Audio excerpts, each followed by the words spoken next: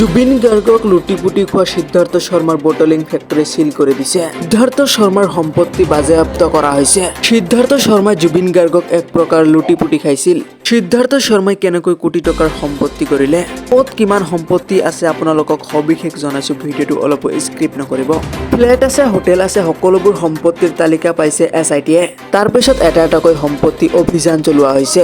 সিদ্ধাৰ্থ শৰ্মাৰ ছয়গাঁৱত যিটো বটলিং ফেক্টৰীত চলোৱা হৈছিল অভিযান আৰু 8 ঘণ্টাৰ অভিযানৰ অন্তত সম্পত্তি বটলিং ফেক্টৰীত সিল কৰি দিয়া হৈছে।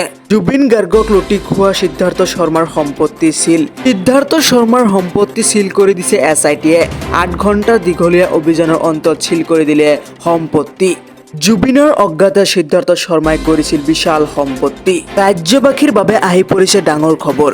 জুবিন গাৰ্গক লুটি খোৱা সিদ্ধাৰ্থ শৰ্মাৰ বটলিং ফেক্টৰী সিল কৰি দিছে SIT-য়ে। জুবিন গাৰ্গৰ প্ৰকৃত অনুৰাগীসকলে ভিডিঅ'টো যিমান পাৰে শ্বেয়াৰ কৰিব। সিদ্ধাৰ্থ শৰ্মাৰ বটলিং ফেক্টৰীত SIT-য়ে অভিযান চলাই সিল কৰি দিছে। জুবিনক লুটি-পুটি খাই চলাইছিল পানীৰ ফেক্টৰী। জুবিন গাৰ্গক লুটি খোৱা সিদ্ধাৰ্থ শৰ্মাৰ সম্পত্তি সিল। জুবিন গাৰ্গৰ অনুৰাগীসকলে ভিডিঅ'টো যিমান পাৰে শ্বেয়াৰ কৰিব, লগতে কমেণ্ট বক্সত #জাষ্টিছ ফৰ জুবিন নিশ্চয় লিখিব।